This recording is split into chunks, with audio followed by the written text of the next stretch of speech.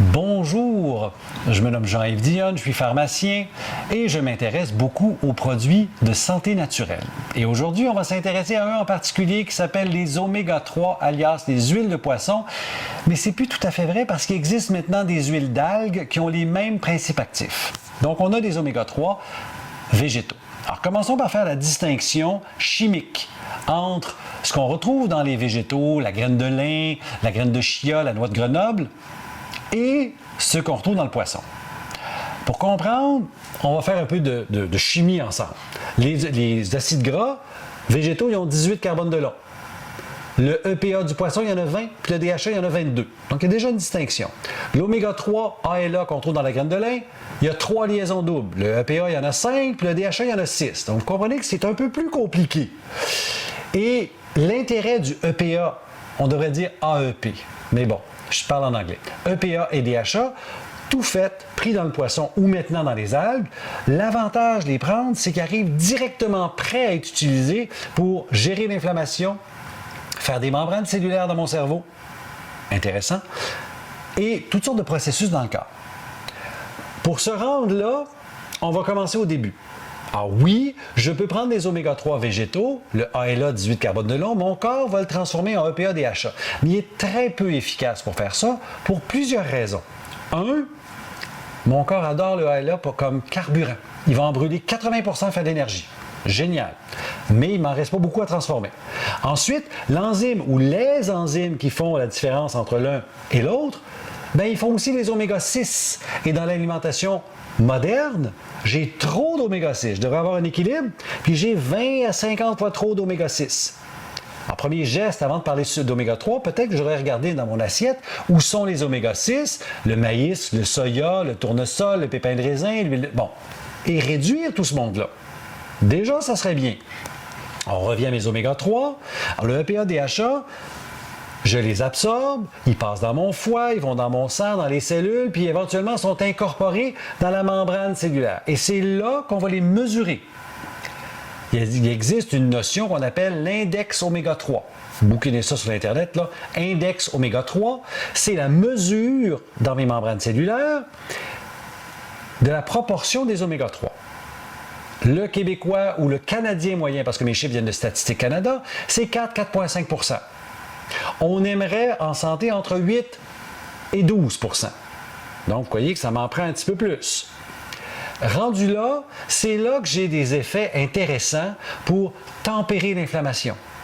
Et là, on va s'entendre, maladie cardiovasculaire. Il y a beaucoup de controverses parce qu'il y a plein d'études mal faites qui donnent des trop petits dosages pour obtenir mon 8 à 12 % qui va m'amener dans un état anti-inflammatoire. Ça me prend des gros dosages. On dit 1000, 2000, 3000. Ce qu'on ne prend pas. Ça prend des dosages pertinents.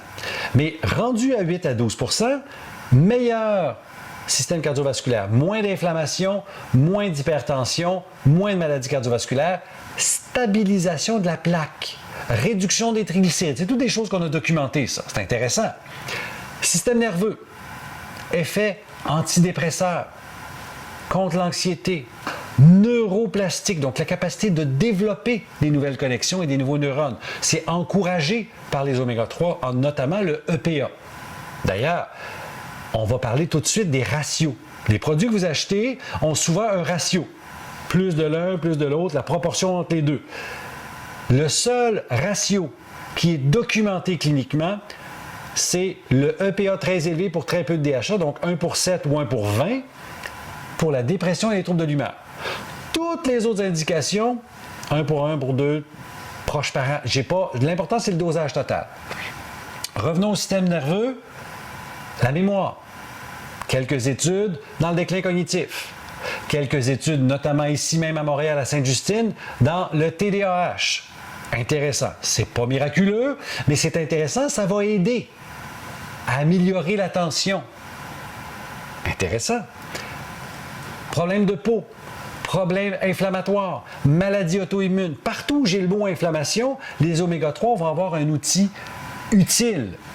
C'est un adjuvant, c'est un complément de traitement. C'est pas vrai que je vais traiter une arthrite avec des oméga 3, c'est pas vrai du tout. Mais je peux réduire l'inflammation. Et là, ça devient intéressant. Alors, les oméga 3 il n'y en a pas assez dans notre alimentation. Combien de fois vous prenez du poisson?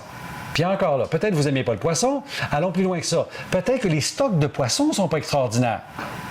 Hein? La pêche, surpêche et compagnie, on se pose des grosses questions, là.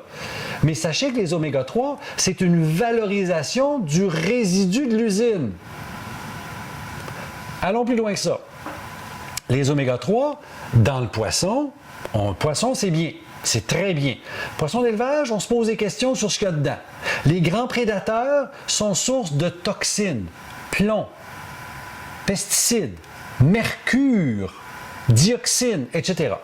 Donc, quand on prend un supplément, on veut qu'il n'y en ait pas. Et c'est là que le contrôle de qualité arrive.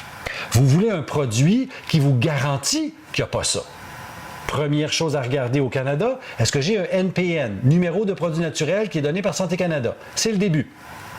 Vous avez aussi des sites web qui vont vous aider à trouver un produit qui a prouvé son contrôle de qualité. Je donne 2 acronymes. IFOS, programme. C'est une compagnie qui s'appelle Nutrasource, qui est à Guelph, qui est dirigée par un monsieur qui s'appelle Bruce Holub, qui est un chercheur mondialement connu. Il n'est peut-être plus là, parce qu'il est comme âgé, le monsieur qui a parti ça. Et eux vont analyser, vont publier sur leur site les lots uniquement de ceux qui passent la qualité. Le dosage est précis, il n'y a pas de pesticides de toxicité et il n'y a pas d'oxydation. C'est les 3 grands critères.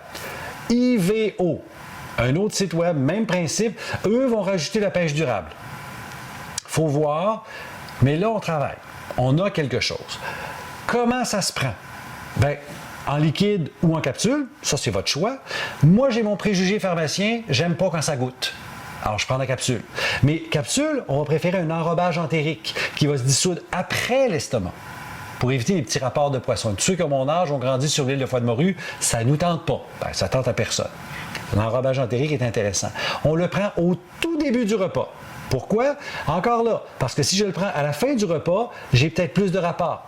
Parce que les effets secondaires, c'est pas compliqué, hein? Des petits rapports de poisson, puis si j'en prends des grosses doses, peut-être des diarrhées, mais c'est rarissime. Capsule, début du repas. Oui, mais moi, j'ai des problèmes à digérer. Mais la capsule entérique va passer tout ça, vous n'aurez pas de problème. Vous en avez encore? Pensez à supporter votre foie, chardon-marie et autres. Y a-t-il des contre-indications? Bien là, pas beaucoup. La première, si vous êtes allergique aux poissons puis vous faites un choc anaphylactique, vous avez votre épipène, je ferai bien attention. Il n'y a pas beaucoup de cas rapportés, mais on ne sait jamais.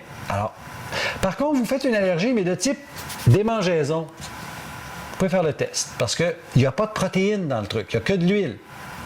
Moins de risque. Puis vous avez un choc anaphylactique, soyez sécuritaire. Y a-t-il des interactions? La réponse, c'est si vous allez dans les hauts dosages et vous prenez déjà un médicament pour éclaircir le sang, un anticoagulant, un antiplaquettaire, donc Coumadin, Pradax, aspirine, n'y touchez pas. Parce que là, vous avez un risque d'augmenter l'effet de votre anticoagulant. C'est pas une bonne idée. Mais les petits dosages, pour l'instant, on n'a pas vu de problème. Puis la FDA américaine a dit pas de problème en bas de. Alors, les petits dosages, 1000, 2000, c'est correct. Mais quand on tombe dans les hauts dosages, ça prend un professionnel pour vous guider là-dessus parce que, avec votre médication, ayez des conseils. Puis d'ailleurs, dans tout ce que je dis, c'est toujours utile d'aller chercher une autre opinion ou le regard d'un professionnel, surtout si vous prenez des médicaments. Puis le professionnel du médicament, bien, ça reste le pharmacien. C'était mon topo d'aujourd'hui. Salut!